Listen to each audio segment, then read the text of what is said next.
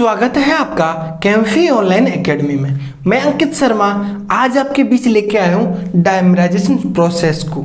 तो dimerisation process होती क्या है ये बताएंगे आज आपको, और बताएंगे कि मैग्नेटिक बिहेवियर क्या होगा इसका रूम टेम्परेचर पे। तो सबसे पहले हम डायमराइजेशन प्रोसेस को एक्सप्लेन करते हैं। तो डायमराइजेशन प्रोसेस किस प्रकार की रिएक्शन शो करता है, ये एडिशंस टाइप की रिएक्शन शो करता है, या कह सकते हैं ये एडिशंस रिएक्शंस देता है। कौन? Dimerisation process.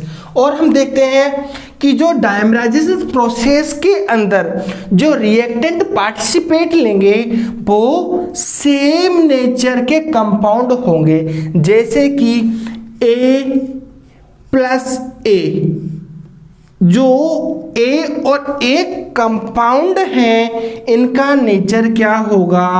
सेम नेचर के होंगे और प्रोडक्ट का फॉर्मेशंस देंगे। ये डायमराइजेशन प्रोसेस के अंदर आता है। If odd electron is present in hybrid orbital then process is fast. That means odd electron जो होंगे हाइब्रिडाइजेशन प्रोसेस में, दैट मीन्स डायमराइजेशन प्रोसेस में पार्टिसिपेट ले रहे हैं, तो वो प्रोसेस डायमराइजेशन प्रोसेस फास्ट होगी और वह डायामैग्नेटिक नेचर की होगी। Because in the room temperature dimerisation process में जो ऑड इलेक्ट्रॉन हैं जो पार्टिसिपेट ले रहे हैं हाइब्रिडाइजेशन के अंदर, वो सिग्मा बॉन्ड का फॉर्मेशन करते हैं, इसलिए वो कौन से डायामैग्नेटिक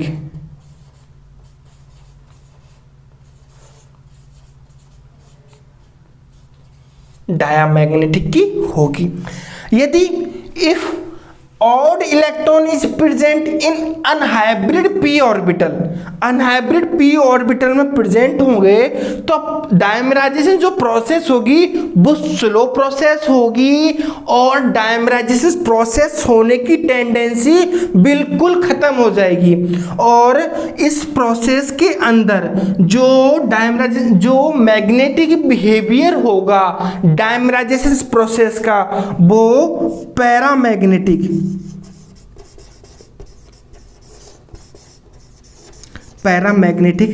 होगा एट रूम टेम्परेचर पे।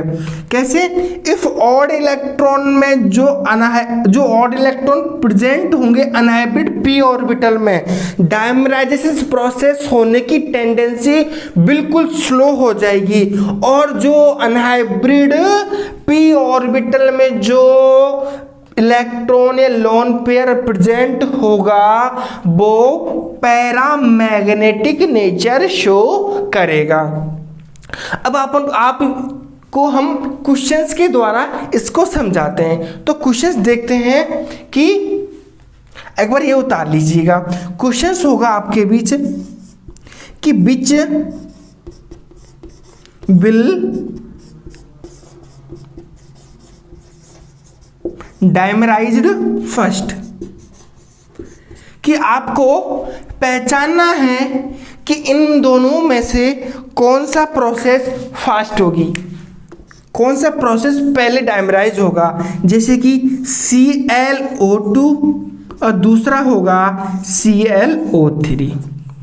अब यहां पे तो क्या होगा, इसको खोलेंगे तो क्या देखेंगे अपन कि क्लोरीन के पास कितने इलेक्ट्रॉन है? 7 इलेक्ट्रॉन है। अब ये ऑक्सीजन के साथ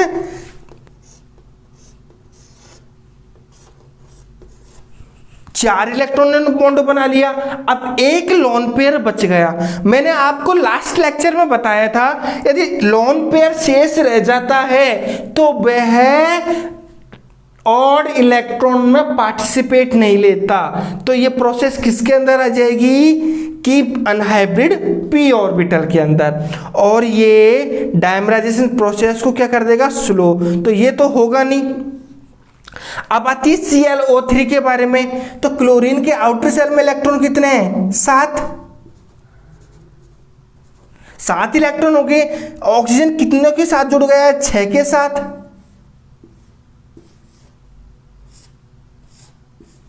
अब एक इलेक्ट्रॉन बचा। एक इलेक्ट्रॉन क्या जो ऑड इलेक्ट्रॉन होगा वो हाइब्रिड ऑर्बिटल में जो ऑड इलेक्ट्रॉन में पार्टिसिपेट ले जाएगा और जो प्रोसेस होगी वो फास्ट होगी और इस प्रोसेस के अंदर सिग्मा बॉन्ड का निर्माण होगा। और कौन सा नेचर शो करेगा? डायामैग्नेटिक। कौन सा?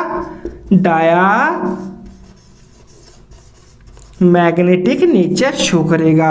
और ClO3 फर्स्ट सबसे पहले डायमराइज होगा कंपेयर टू ClO2 के। एक एग्जांपल और समझते हैं आपके बीच।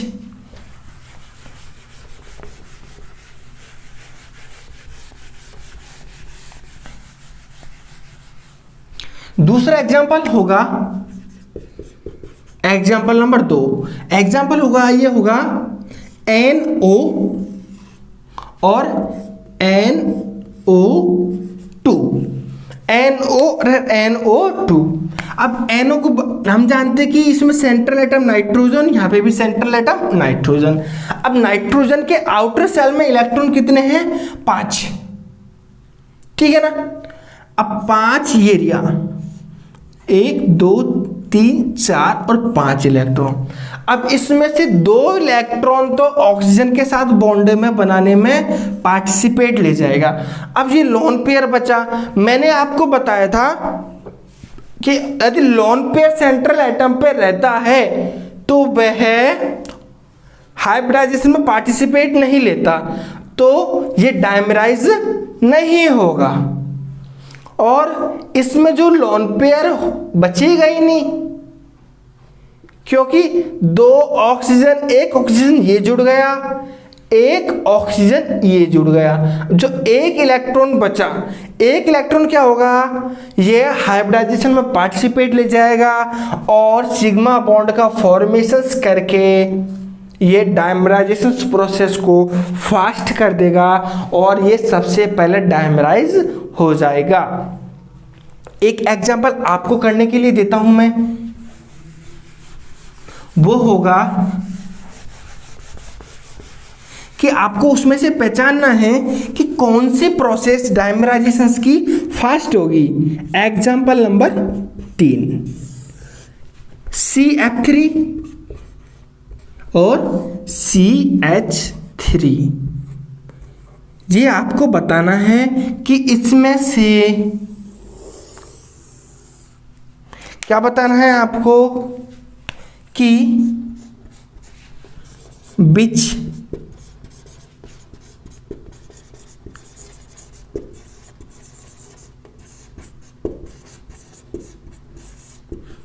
Dimerise first.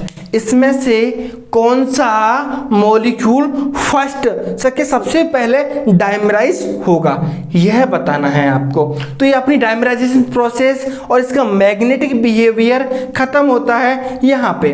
तो आपने यदि इसका और इलेक्ट्रॉनिक स्पीशीज का हाइब्रिडाइजेशन के बारे में नहीं पढ़ा हो तो आपको उसका लिंक डिस्क्रिप्शन में मिल जाएगा। धन्यवाद।